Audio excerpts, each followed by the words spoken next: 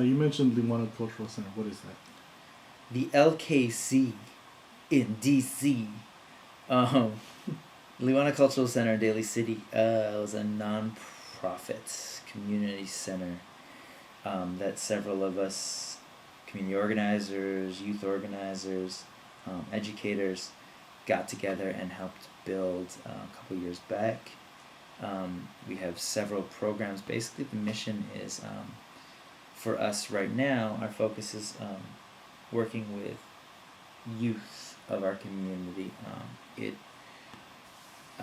is focused on Filipino youth in North San Mateo County, predominantly Daly City, where, again, Filipino youth are an underserved population in this county. And our main things that we're sort of looking at to begin with are this idea of in the areas of education and culture. Are our youth exposed to the educational materials that are relevant to them, and relevant to them in the way of building a positive self-identity, understanding who they are, where they come from, the context they exist in. And then in terms of this whole idea of culture, it's like everything from learning about our culture to producing culture, to taking those stories, taking our stories, and putting them back out there, whether it's in the form of visual art or video or written documentation, magazines, articles, music. Yeah, and I think also, we're built on this foundation of social justice. The reason we're doing this is not just because we want to see more Filipinos out there, but we want to see improvement in our community, in our society. And so the only way that we think that can be done is through this idea of fairness and justice and equity. So yeah, we're doing all the cultural stuff and the education stuff, but we're also trying to put our perspective on this sort of critical perspective on what needs to happen in our communities, what has happened, and so on. So in terms of programs, we have a bunch of different things going on. We have Filipino Youth Coalition of San Mateo County, which is a youth organizing space mainly around high school youth here in Daly City and some South San Francisco kids. Get them together every Wednesday to learn about some issues with history, some actual current events and political issues. Even just from a social tip, getting them together to be able to socialize and hang out, have a good time in a very positive space. There's a mentorship component to it where they're actually working with older youth, college students, who serve as their advisors and teach them to not only learn about this stuff, but then either to teach this stuff through workshops or also through organizing events and activities where they can get more youth involved. We also have the Kalayan School for Equity, which provides educational workshops from a social justice perspective relevant to our community. We do the Filipino Community Commencement, which is similar to the Philgrads in the colleges, but we do it focused on the high school level and the 2-year college. Also, university students who live in Daly City are welcome to participate, and that's just to propagate to our community and show our community that education is an important thing, and that and to show sort of the statistics around the numbers of students dropping out, not continuing on to higher education, or if they go to a 2-year university, not actually finishing and continuing on to a 4-year university.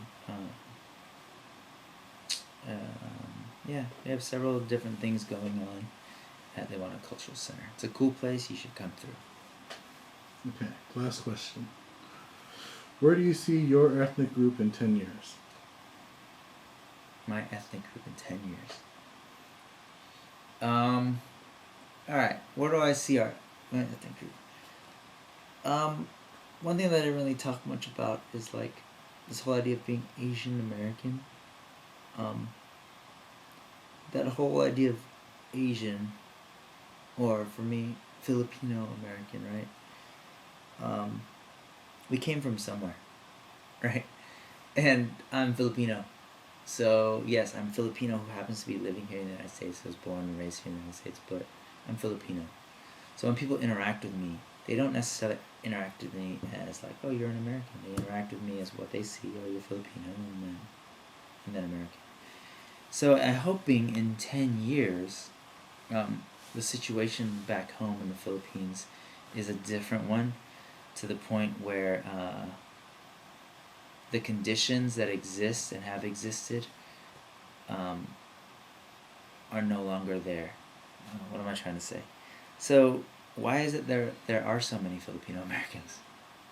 Why is it that so many of us had to actually leave our homeland, which is actually a really beautiful place and a very wealthy place, wealthy in terms of resources and culture. I mean, it's in terms of natural resources, it's ridiculous. I mean, 7,100 islands filled with all sorts of minerals, oil deposits. We've got great location for what if it's strategic, if it's for shipping because it's an island system, archipelago, sort of connected with trade routes, if you want to look at it that way, to Asia, to the Middle East, etc. It could potentially be a very beautiful place, but its people are dirt poor. And so I would love to see those conditions change to the fact where, so many thousands of us don't have to be leaving every day to find work or to be finding new opportunities. That's the thing that's tough for me, and that's not just for Filipinos.